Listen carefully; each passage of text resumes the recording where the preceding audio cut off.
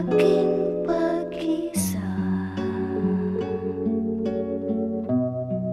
Ikaw lang ang hinahanap ko.